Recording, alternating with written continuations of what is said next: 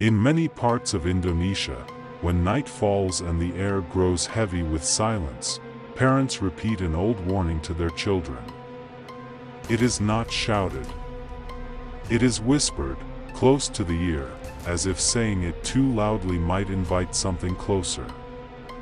They say there is a woman who listens in the dark. A woman who walks where the forest meets the village. A woman who comes when children are forgotten. Her name is Wewe Gombel. No one agrees on exactly when the stories began. Some say they are centuries old, passed down long before electricity, before paved roads, before the night felt safe. Others believe the legend is even older, born when villages were small and the forest seemed endless. What everyone agrees on is this: Wewe Gombel appears after sunset, and she does not come without a reason. Descriptions of her are always unsettling, even when they differ. She is often said to be tall and thin, her body bent unnaturally, as if her bones never healed correctly.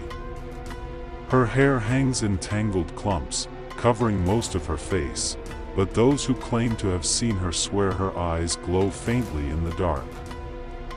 The most disturbing detail, the one repeated in almost every version of the story, is her chest.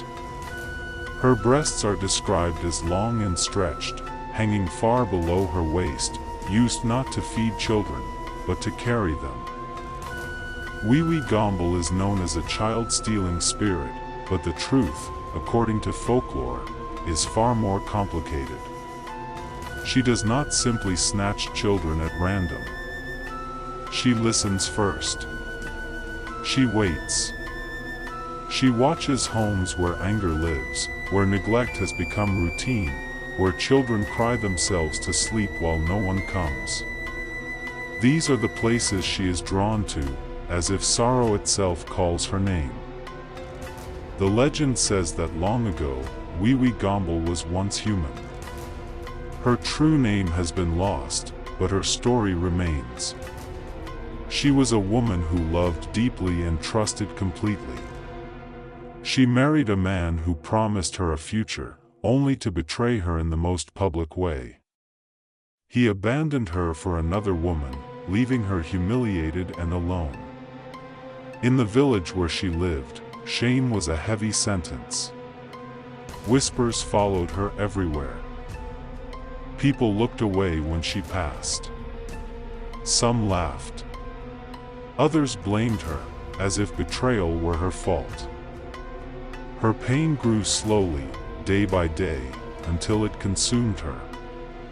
With no one to defend her and nowhere left to belong, despair became her only companion. One night, unable to bear it any longer, she ended her own life. But death did not release her. Instead, her grief twisted into something darker. Her spirit lingered, transformed by sorrow, anger, and longing. She became Wewe Gombel. Unlike many spirits in folklore, Wewe Gombel is not driven purely by malice. She is driven by memory. She remembers what it feels like to be abandoned. She remembers being unheard. And so, she seeks out children who share that pain. Children left alone too long. Children who are ignored, scolded, or mistreated. Children who wander off because no one is watching. Parents tell their children that if they stay out after sunset, Wewe Gombel will come for them. They warn them not to play near the forest, not to stray too far from home.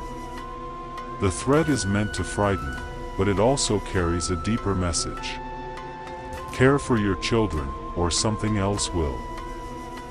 Those who claim to have encountered Wewe Gombel say she does not rush. She appears slowly, her presence felt before she is seen. The air grows cold. The sounds of insects fade. Then comes the smell of damp earth and decaying leaves. When she finally steps into view, she does not scream or chase. She simply stands there, waiting. Children taken by Wewe Gombel are said to vanish without a trace. One moment they are playing near the edge of the village. The next, they are gone. Panic spreads quickly. Parents search the forest, calling names until their voices break. Elders gather and shake their heads, already suspecting the truth. Yet the legend takes an unexpected turn here. Wewe Gombel does not always harm the children she takes. In many stories, she brings them deep into the forest, to a place hidden from human eyes. There, she feeds them, bathes them, and lets them sleep safely. She becomes the caretaker they never had. Some say she steals children not to punish them, but to protect them. Days may pass before a child returns. When they do, they are often found near the village, confused but alive. However, something about them has changed. They are quieter. They flinch at raised voices. They stare into the distance, as if listening to something no one else can hear. Parents rejoice, but unease lingers. Other children are not returned at all. Their names become warnings. Their stories become lessons. Some believe these children chose to stay. Others believe Wewe Gombel kept them, unable to let go. And some whisper that the forest does not give back what it takes. Villagers developed ways to protect themselves. Parents were told never to shout at their children near the forest. Offerings were sometimes left at the edge of the trees. Children were taught to come home before sunset, no matter what. At night, doors were locked not to keep danger out, but to keep temptation in. There are modern sightings too, or so people claim.